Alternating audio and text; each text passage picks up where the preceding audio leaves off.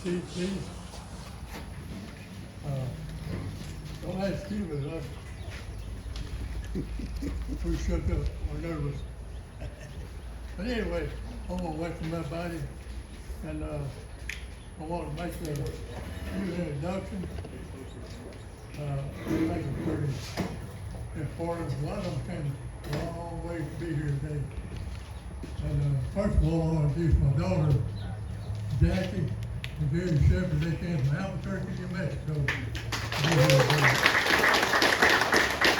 And we have my second family from Mississippi. Right over here, Brother Lonnie Rayburn, Grand Tyler, Mississippi. And Brother Charles Fuzzy Cox, Pastor Grand Master of Mississippi. And Brother Eddie Dearman, Past Master of Terry Lodge, number 428. And Brother Michael Dearman, Senior Warden of Terry Lodge. I appreciate y'all coming support. By the way, I'm going back with them. You know, Mississippi ain't any cooler than Houston, though, in the summer.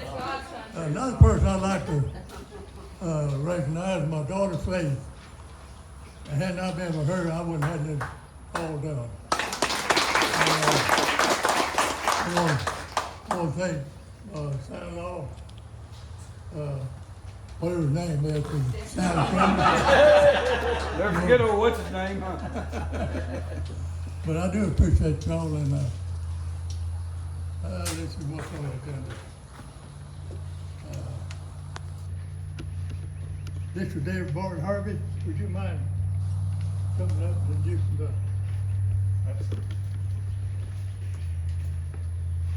Hello, brothers and friends. I'm Bart Harvey. Closer. I'm Bart Harvey, District Deputy of District 108, and I would like to introduce Right Worshipful Bart Henderson. Thank you. Thank you very much. Deputy Grand Master for the Grand Lodge of Texas. Deputy Grand Master.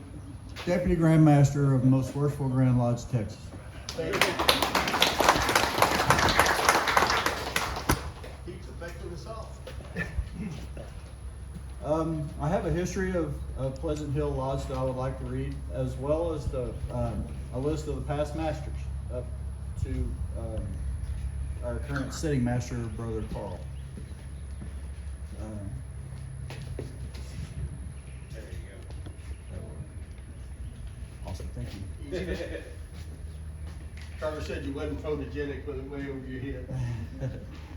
The history of Pleasant Hill Lodge. The lodge was originally named Patrick Lodge and set to work under dispensation of Grand Master William Bramlett on September 27th, 1872.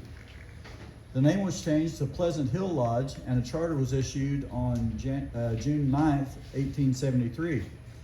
The name change was ordered by the Grand Master since it was named after a living person. The lodge was originally in Grimes County, a portion of which became Waller County. The original lodge was the top floor of the Methodist Church. The church elders, having given permission to the fraternity for the use of the building, top floor was used for community activities and served as a public school for the community. The famous storm of 1900 destroyed the building. Members and other locals salvaged the reusable wood and stored it in a nearby barn.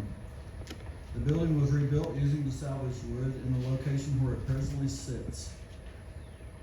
The Pleasant Hill, the 1/2 acre plot of land on which the building sits was deeded to a fraternity in 1905 by the elders of the Methodist Church.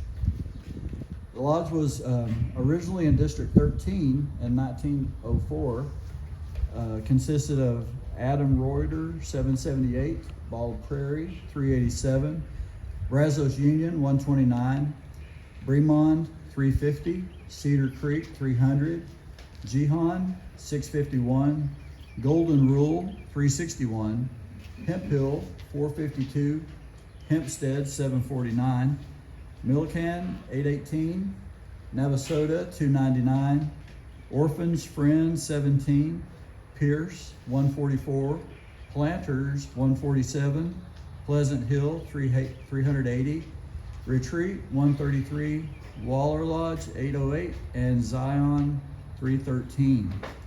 In 1904, it was moved to District 30, and finally to District 108, where it is now, along with Waller, Katy, Brookshire, Sugarland, Morton, Rosenberg, and Hempstead. The charter members of Pleasant Hill Lodge were W.T. Cole, Jason W. Renfro, W.J. Wilson, G.N. Hargraves, John Renfro, E.E. Wilson, J.J. McConnell, George W. Lawrence, and J.J. Wilson.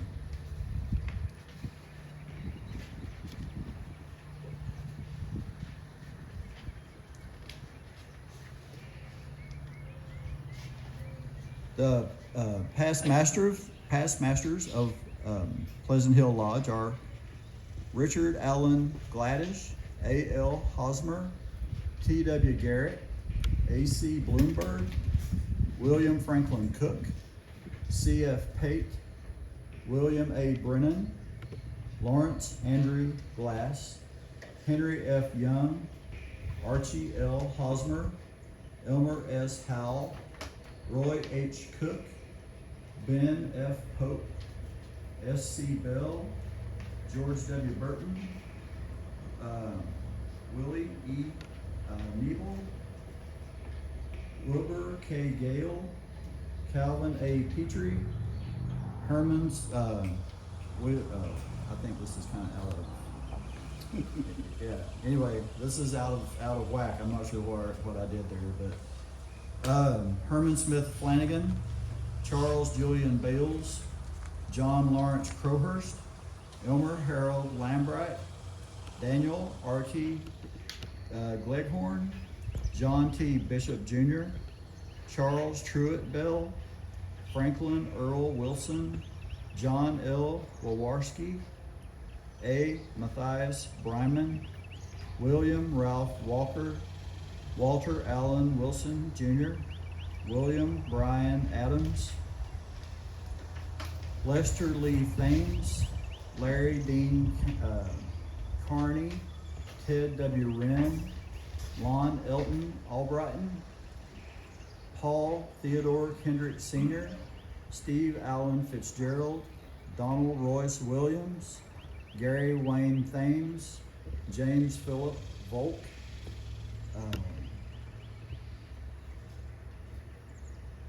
James Timothy Sharp, David Allen Grubbs,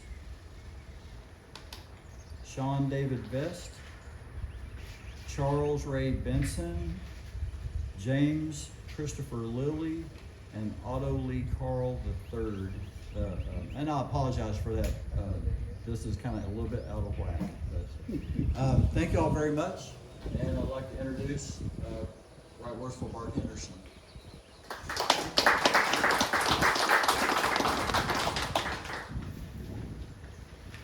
Well, I got to tell you, I'm very pleased to be here.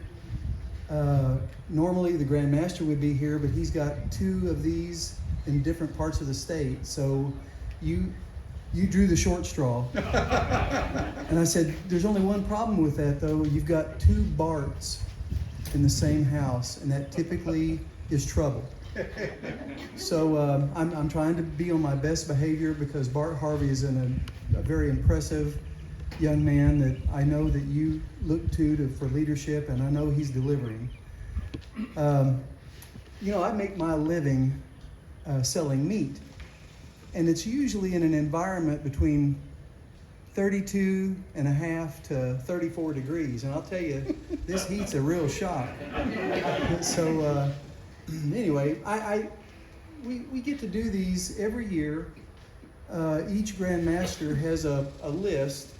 Next year, I've got quite a few myself of 100, 125, 175 year presentations.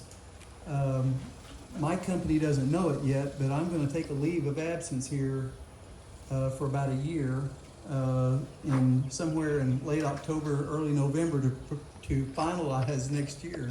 We've got a lot planned, and I can't work a full-time job and be a Grand Master full-time, so I'm planning on being Grand Master full-time.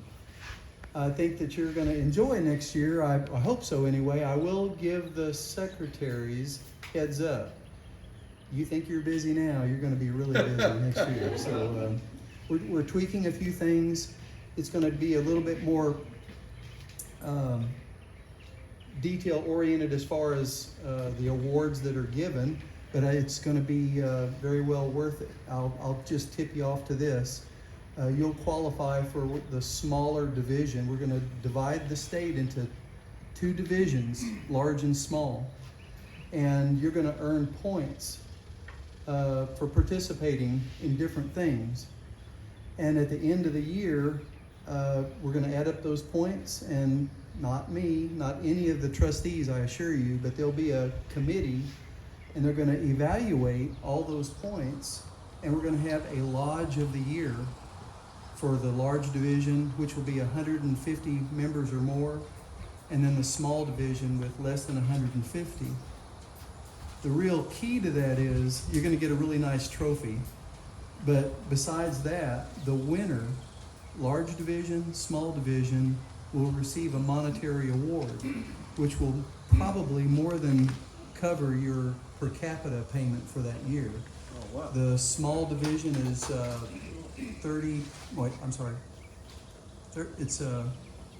want to tell you it's $2,500. It may be more than that. $2,500, and the large division is $6,000. So you can go back and tell your lodges better gear up, because it actually starts in August. So be prepared for that. But we're not here to talk about that. We're here to talk about Pleasant Hill Lodge, and it's as Right Worshipful Bart Harvey mentioned, it was named Patrick Lodge, and they had a member by that name that was still living, and so the Grand Master said, I'm sorry, but we can't do that. And so they changed it to Pleasant Hill. And at that time, this was Grimes County. Those of you that live here probably know the history of that, but it was Grimes and Austin County. And so, for whatever reason, politics haven't changed that much. We're talking about 1872 at the time, and politics don't change that much. So in 1873, they created Waller County, named after Edwin Waller, who was one of the signers of the Texas Declaration of Independence and the first mayor of Austin. Don't hold that against Brother Mueller, because Austin wasn't like it is now then, I assure you. So, I just think that one of the things that we overlook sometimes is your presence. You're here today. It's sweltering hot, but you're still here, and I appreciate it. And I know that the Grand Lodge, speaking for the Grand Lodge, I know that they appreciate it as well. And I will tell you that when we always honor those that have come before us. Is that a fair statement, Grandmaster? And I think that that's the honorable thing to do. However, don't overlook what you're doing now. There's leaders in this room, or this area, that we're going to look to in the future for great things. Brother Tisdale, Binder, Brother Sevilla. Mike Sevilla is a Grand Lodge officer this year, doing a great job, but you'd never know it because he is so quiet. And I don't think I've ever met a Grand Lodge officer that was quiet. But he's here, and I appreciate it. And I just, we overlook sometimes the people that are making things happen. And I'm going to talk about Bill Jones just for a second. He says he's 93. I don't know. He acts like a 33-year-old sometimes. He runs circles around me most of the time. In fact, getting prepared for today, I bet he called me, Bill, what do you think? 50 times? 50 times maybe. That's probably a conservative guess. Just to make sure I was going to be here. And as you saw, I'm here. I was late, but I'm here. And so but that's not unusual for me. Ask anybody that knows me. But it's Bill Jones was the state dad for the International Order of Rainbow for years. How many years, Bill? Oh, he's good, buddy. Yeah, 2 or 3, all right. Times how many? But because you don't get titles like that. I mean, he was a worker bee. I mean, he ran circles around people that knew what they were supposed to be doing. I'm not sure he really knew what he was doing, but he was busy as all get out. And that goes a lot to explain what some of the Grand Lodge officers are doing as well. I mean, we look important, we get these big titles, but ask us what we're really doing. Grandmaster, is that a fair statement? There you go. That's coming from a voice of authority that's been there and done that. And just for the record, I don't know if you're here to take Bill back, but I really appreciate our visitors from Mississippi. It's a big deal. It is a big deal. And before I forget, the only thing between you and lunch is me. So I'm going to cut this short. The Pleasant Hill, I'm sorry, wait a minute. This is a certificate that the Grand Lodge produces for anniversary lodges, and I'm going to read it to you. From the Grand Lodge of Texas, Ancient, Free, and Accepted Masons, a sesquicentennial award.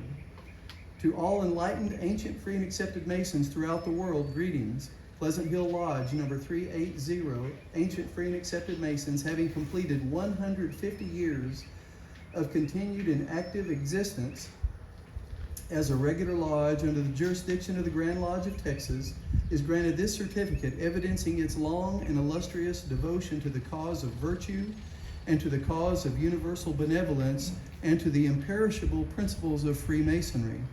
Said lodge, during the course of its existence, has promoted the general good of society, cultivated the social virtues, propagated the knowledge of the art, and has made significant and valuable contributions to the moral, ethical, intellectual, and civic advancements of the community, the state, and the United States of America. May this lodge long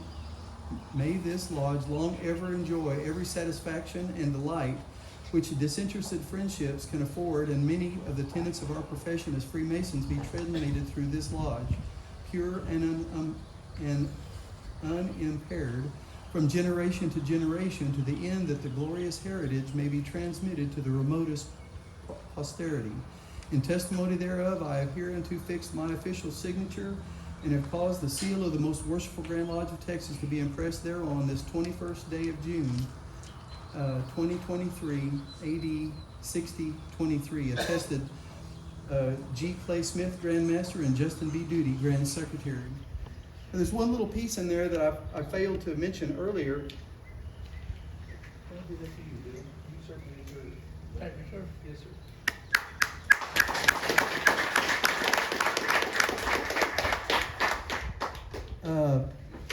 I had to ask when we got here, because on Facebook and your mailing address, it's Pleasant Hill Lodge No. 380, Hockley, Texas. This is clearly not Hockley.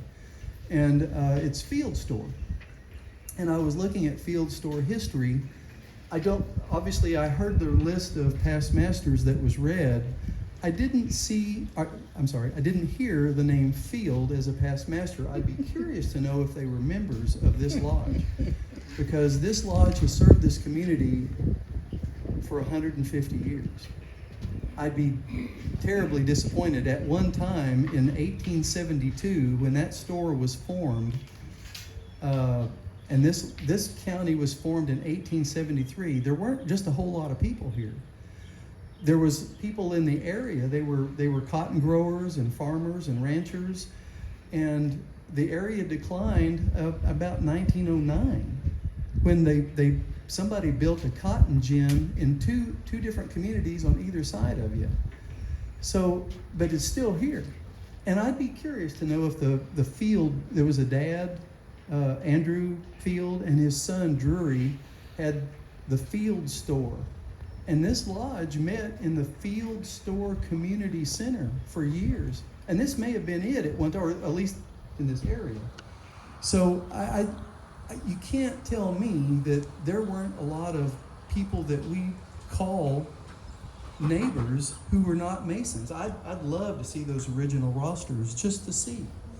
And you know yourself, Waller, Henderson, all these places are named after somebody, and many of them were Masons. You know, the first 6 presidents of the Republic of Texans were all Masons. I thought it was interesting that in 1872, in the Farmer's Almanac, the Texas Farmer's Almanac of 1872, reported that there were 1,900 students in the county of Waller, just newly formed county, 1,920.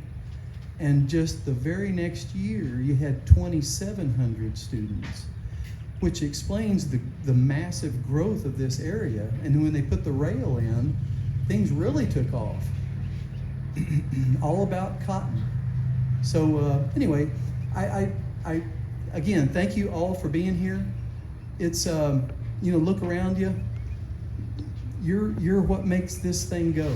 I promise you. Worshipful Master, I really appreciate the opportunity to be here. If I hope it went well. If it didn't, blame Bill. Bill worked his tail off putting this together. He wasn't alone, but he was the spear of the process that put this together. And I hadn't seen his daughter in 20 years, and it's great to see you, Faith. No kidding. You bet. Oh, wouldn't have missed it. I see Otto Carl all around the state at functions. It was Liberty, Texas. He was at one of the functions there, and I see many of you in a lot of places, and I hope that I get to see you in many more. So anyway, thank you very much. I'm going to call on Before you do that, right, Worshipful? I'm sorry. Before you do yes. that, right, Worshipful? Yes, I'm sir. gonna be the one that's gonna keep them for a month. Okay. All right. Come back over here. Yes. My father-in-law passed away. Do I need this, or can y'all hear me? My father-in-law passed away last year, but his wife, Sheila, my mother-in-law, does these little chocolate squares and compasses that we present to folks. And it was one of those things that he wanted, that he dearly loved to do. So we're gonna revive that tradition, and we'd like to present this chocolate square and compass to you for coming out and doing all of this. I wouldn't have missed it. Now, I gotta tell you, this is going home. I hope it doesn't melt, and it's going in the freezer. I love things like this. I'm not gonna eat it. It would go away. But thank you. But we can make more. Bluebell has a commercial like that. We can make more. So thank you very much. Thank you, ma'am. Okay. All right, bud, you're good. Got something else for you. Okay. I go to Whataburger quite a bit, as most people know. And don't tell you who you meet there. Well, I met a guy, he does laser printing. So I took to him myself to have Brother Bart a deal made, a Pleasant Hill Lodge. And I'd like to use this time. This is amazing. If you haven't seen this already, you need to see. This is great, Bill. I guess I go to Whataburger a lot, in case you couldn't tell, but I'm gonna have to go more often and ask people more questions. This is beautiful. Thank you very much. Thank you.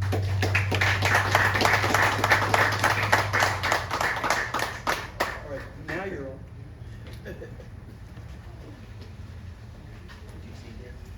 I promise we're eating right after this, okay? We got a lot of food in there.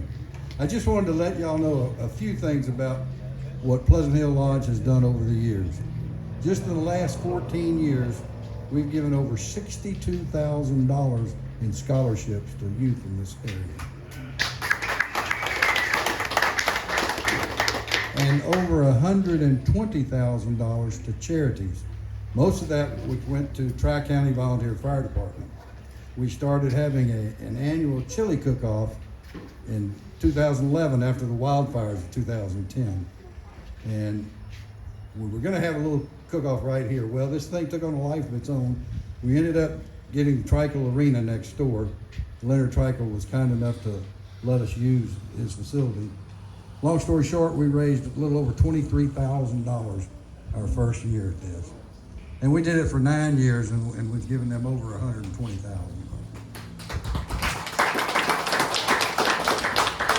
We also started a Reading for Bikes program, which is, we take a bicycle, small bicycle, buy it, and take it over to the one of the elementary schools, and they put it on display for a semester. And every time a child reads a book, they get to put their name in this box, and at the end of the semester, they draw a name, and that child wins the bicycle. And we've done that at Field Store Elementary and Tarrington, is it?